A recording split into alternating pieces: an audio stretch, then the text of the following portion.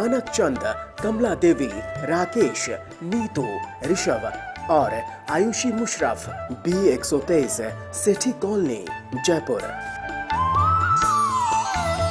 Shri Parshwanath re rolling mills limited, Durgapur 1, Bardhaman, West Bengal. Amita Jain, पत्नी अनिल कुमार जैन, संगीता जैन, पत्नी विपिन कुमार जैन। श्रीमती शशि बाला जैन, श्रेयांश जैन, श्रीमती अनुपमा जैन, शरीश जैन, श्रीमती शशि जैन, चेतन Jain, Asmit Jain, 54B, नवीन नगर, सहारनपुर, उत्तर प्रदेश। यशपाल जैन, श्रीमती सूरज जैन, शाहगढ़, सागर, मध्य प्रदेश। श्रीमती कमला देवी पाटनी, धर्मपत्नी स्वर्गीय श्री मदन लाल जी पाटनी, सुपुत्र राजकुमार पाटनी, कैलाश चंद पाटनी, प्रकाश चंद पाटनी, प्रदीप कुमार पाटनी, अनिल कुमार पाटनी, इम्फाल, मणिपुर। लक्ष्मी देवी जैन, सीमा जैन, धर्मपत्नी श्री अशोक जैन, मेहुल जैन, शाश्वत जैन, प्लॉट नंबर 658, महावीर नगर, प्रथम, जयपुर, राजस्थान। श्री दिगंबर जैन, महिला शास्त्र सभा, सूर्यनगर, गाजियाबाद। श्री सन्मति महिला मंडल, श्री दिगंबर जैन मंदिर, सेठी कॉलोनी, आगरा रोड, जयपुर।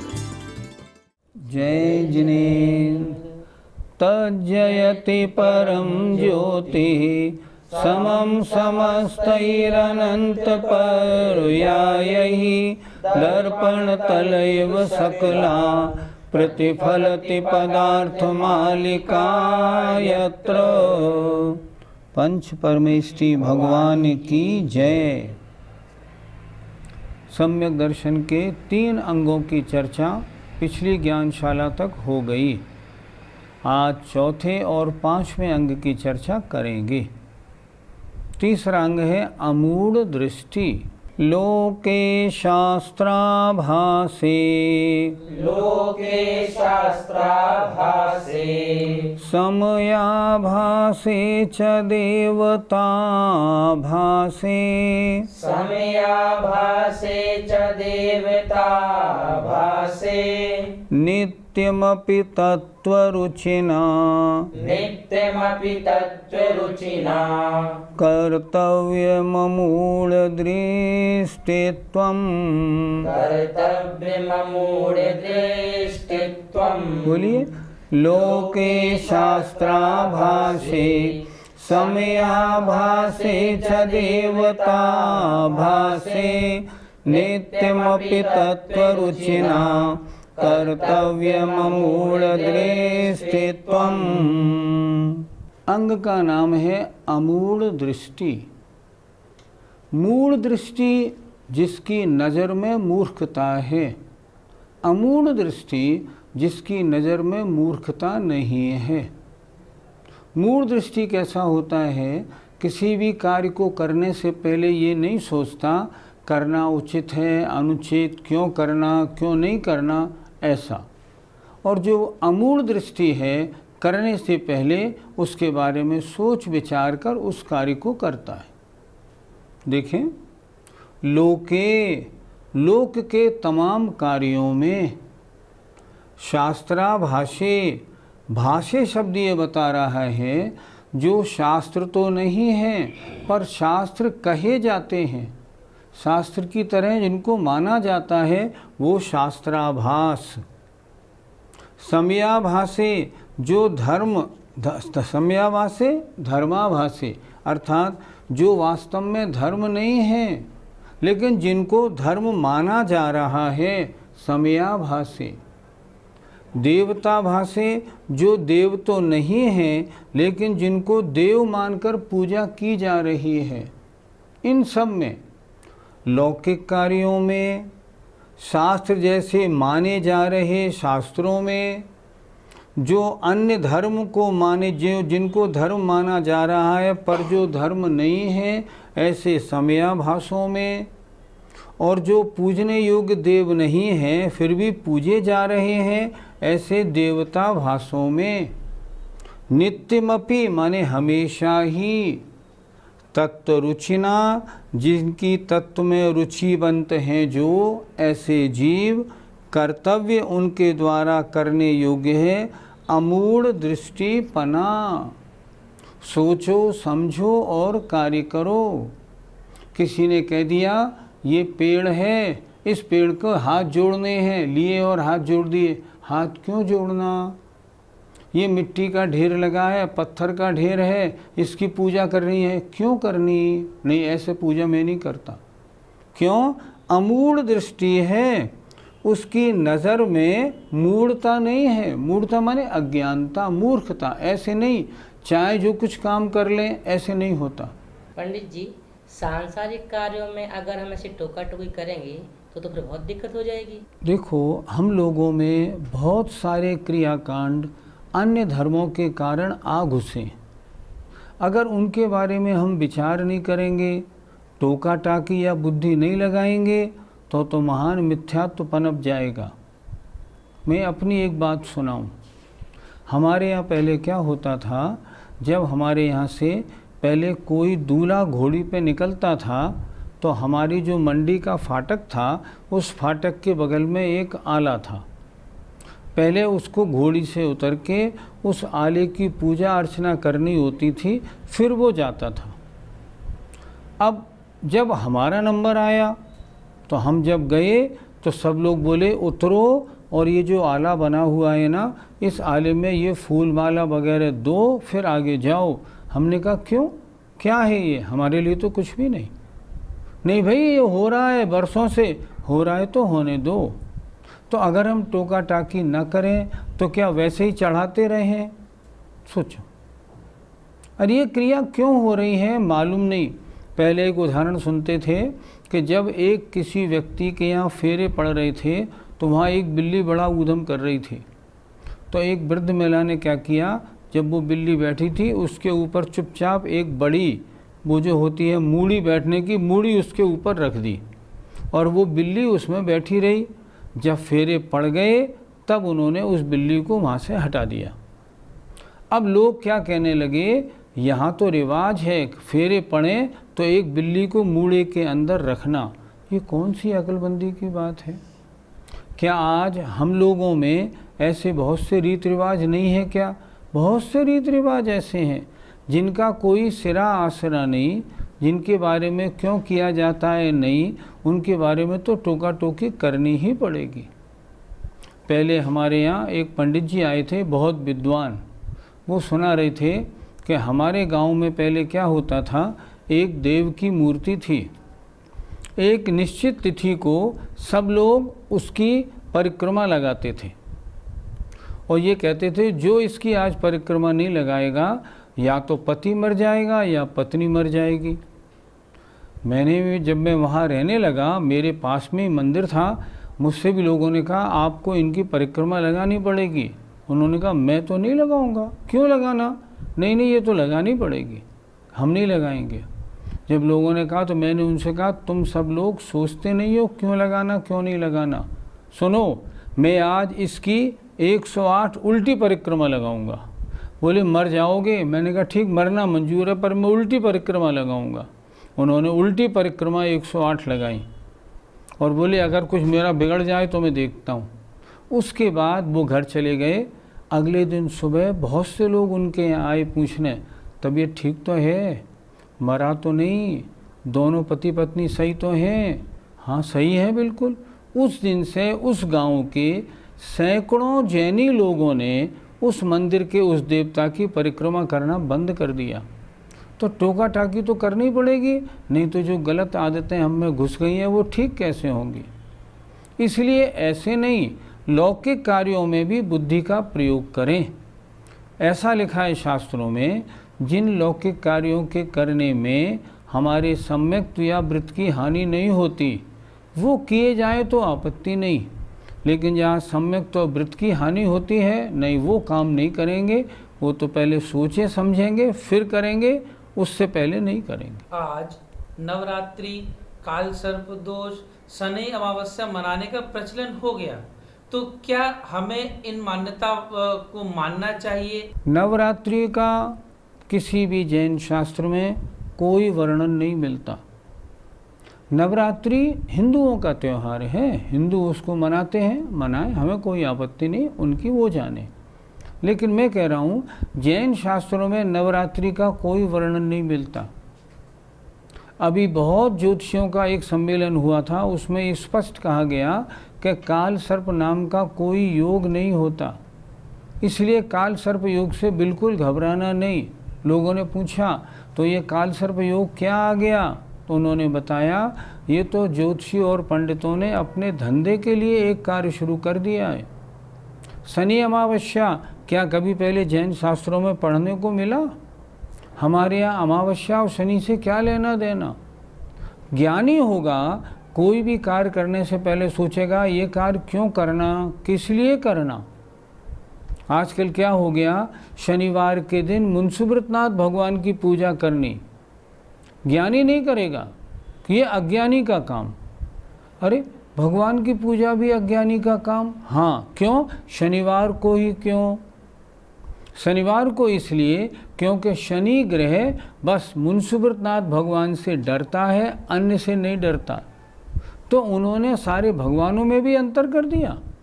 मतलब शनि इतना प्रचंड है जो 23 भगवान उससे डरते हैं, एक मुंसुब्रतनाथ भगवान उससे नहीं डरते हैं।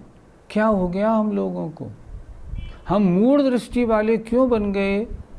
सम्यक दृष्टि का अंग है अमूढ़ दृष्टित्व। हम सोचें तो सही, किसी भगवान में 24 तीर्थंकरों में न कोई छोटा न कोई बड़ा, किसी में कोई अंतर नहीं। हमने अंतर क्यों डाल दिया? सोचिए, नवग्रह के चक्कर में हम लोग क्यों पड़ गए? शास्त्रों में लिखा है ये कुछ नहीं करते, देखा देखी लोग करने लगे। हमने तो देखा, एक मुनि महाराज जयपुर पधारे थे, हमारे पास खबर आई समाज से, यहाँ मुनि महाराज नवरात्रि के दिनों में प्रोग्राम करने वाले, ज़रा इनसे आके आप बात करें। हम गए, हमने उनसे निवेदन किया, उन्होंने कहा नहीं नहीं मैं कुछ नहीं कर रहा, मैं नहीं करूँगा। हम उनसे बात करके घर लौटे, 2-3 किलोमीटर दूर संस्थान आए, मालूम पड़ा हमारे सामने तो उन्होंने ऐसे कहा था, बाद में उन्होंने लोगों से फिर कहा नहीं नहीं नवरात्रि का प्रोग्राम होगा क्यों नहीं। ये क्या हो रहा है मुझे बताएं? क्या अमूढ़ दृष्टिपना है या मूढ़ दृष्टिपना है? हम किसी कार्य के करने से पहले सोचें तो सही कि धार्मिक दृष्टि से, शास्त्रीय दृष्टि से इसका महत्व क्या है। अगर नहीं सोचेंगे तब फिर मूढ़ दृष्टि कहलाएंगे, अमूढ़ दृष्टि नहीं। क्या लिखा छेड़ालाकार ने? तत्व कुतत्व पिछाने। वास्तविकता क्या है और अवास्तविकता क्या है, इसको अमूढ़ दृष्टि अंग वाला बहुत अच्छी तरह पहचानता है। वो किसी के कहने में, बहकावे में नहीं आता, हर जगह अपनी बुद्धि लगाता है। ये कार्य करने योग्य है तो करूँगा, नहीं करने योग्य है तो नहीं करूँगा। शास्त्रीय दृष्टि से शास्त्र का अभ्यासी है, सब तरफ से सोच के कार्य करने वाला होना चाहिए। अगर ऐसा है तो अमूढ़ दृष्टि अंग का पालक माना जाता है। पंडित जी, इस श्लोक में जो देवता भाषा शब्द आया है उससे हमें क्या समझना चाहिए? जो पूजन के योग्य है वो देव है। अब जो पूजन के योग्य नहीं है लेकिन दुनिया उन्हें देव की तरह मानती है, वो कहलाते हैं देवता भास। ज्ञानी की दृष्टि देवता भाषों में देवता भाष की तरह होती है। हमने देखा बहुतों के यहाँ तो तराजू बाट पूजते हैं, बहुतों के यहाँ मशीनें पूजती हैं, तिजोरी पूजती हैं, अरे वृक्ष पूजते हैं, पशु पूजते हैं। ये क्या हो रहा है? ये क्या देव हैं? सोचो, हमने चार्ज इसको लिया और देव मान लिया, पत्थर का ढेर बनाया और वह देवता की तरह पूजने लगे। ऐसे नहीं, ये मूढ़ दृष्टि है। सम्यक दृष्टि अमूढ़ दृष्टि अंग वाला होता है। जो देव नहीं है और देव मान के पूजे जा रहे हैं उनको वह कभी नहीं पूजता। क्यों? इनमें देवत्व का गुण नहीं है, इनकी पूजा कैसी। आज लोग कहते हैं ना, समुद्र में स्नान करने से, नदी में स्नान करने से सब पाप धुल जाते हैं। अरे अगर उसमें पाप धुल रहे होते तो सबसे पहले तो मगरमच्छ और कछुओं के पाप धुलने चाहिए थे, उनके पाप क्यों नहीं धुल रहे? ऐसे कोई पाप धुलते हैं क्या? नहीं। सम्यक दृष्टि हर लोक के मामले में, धर्म के मामले में, देवता के मामले में, इन सब मामलों में अपनी बुद्धि का प्रयोग करता है और तदनुसार कार्य करता है। तत्व को तत्व पहचाने, क्या वास्तविकता है क्या अवास्तविकता है, इसकी पहचान करके कार्य करने वाला होता है और अमूढ़ दृष्टि अंग का धारी होता है। 5वें अंग का नाम है उपगूहन अंग। धर्मो विवर्धनीयः धर्मो विवर्धनीयः सदात्मनो मार्दवादि भावनया सदात्मनो मार्दवादि भावनया परदोष निगूहनमपि परदोषनिगूहनमपि विधेयमुपवृङ्गण गुणार्थम। विधेयमुपवृङ्गण गुणार्थम्। बोलिए, धर्मो विवर्धनीय सदात्मनो मार्दवादि भावनया परदोष निगूहनमपि विधेयमुपवृङ्गण गुणार्थम। उपगूहन अंग का तात्पर्य होता है आत्मा के धर्म को बढ़ाना और दूसरों के दोषों को ढकना। सम्यक दृष्टि में ये दोनों बातें पाई जाती हैं। आत्मा के गुणों की निरंतर वृद्धि करता है और दूसरों के दोषों को ढकने वाला होता है। यह उपगूहन अंग की परिभाषा है। श्लोक देखिए, धर्मोभिवर्धनीयः, धर्म की वृद्धि करनी चाहिए। धर्म अभिवर्धनीय, धर्म की वृद्धि अर्थात आत्मधर्म को निरंतर बढ़ाना चाहिए। सदा आत्मनो, सदा आत्मा के अर्थात सदा आत्मा के धर्म को बढ़ाना चाहिए। आत्मा का धर्म कैसे बढ़ेगा? मार्दवादि भावनया, मार्दव आदि भावनाओं के द्वारा, अर्थात क्षमा, मार्दव, आर्जव आदि भावनाओं के द्वारा आत्मा के धर्म को बढ़ाना चाहिए। एक बात। दूसरी बात, पर दोष निगूहनम अपि, और दूसरे के दोषों को ढकना चाहिए। विदेहम, ये करने योग्य है। उपवृंगण माने उपगूहन गुण के लिए। उपगूहन अंग का पालन करना है तो दो कार्य करने होंगे। पहली बात, अब सदा आत्मा के धर्म को बढ़ाना चाहिए मार्दव आदि भावनाओं के द्वारा, एक बात।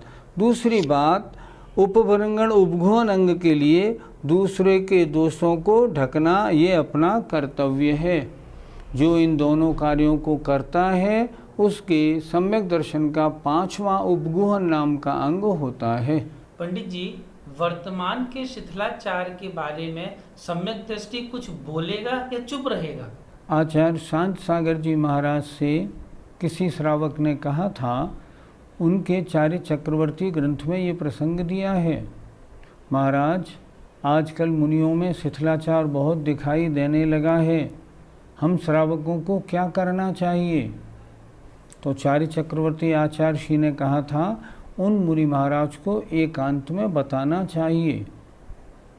श्रावक ने फिर कहा, महाराज एकांत में बताएं, और फिर भी वे न माने तब क्या करना चाहिए? तब उन्होंने कहा था, उसकी उपेक्षा करनी चाहिए। मतलब ठीक है महाराज, आपकी आप जानो, अब हम अपना रास्ता अलग बना लेते हैं। कमी बताने में बुराई नहीं है, लेकिन मुनि महाराज शिथिलाचार मान लो है और किन्हीं मुनि से चर्चा करनी हो, एकांत में बड़ी विनय पूर्वक शास्त्रीय प्रमाण सहित निवेदन करना अपना कर्तव्य होता है। कमियां सब में होती हैं, और अगर आप चाहते हैं कि ये कमी इनमें दूर हो जाए तो कितना अच्छा है, तो आप कमियां बताएं बड़ी विनय पूर्वक। और मैं तो कहता हूँ, जहाँ जहाँ विनय पूर्वक आप निवेदन करेंगे आपकी बात ज़रूर मानी जाएगी। इसलिए शिथिलाचार के लिए भी बोलना बुरी बात नहीं है, लेकिन लोक में प्रचार करना वो बुरी बात है। उनकी निंदा कराना नहीं, वो बुरी बात है।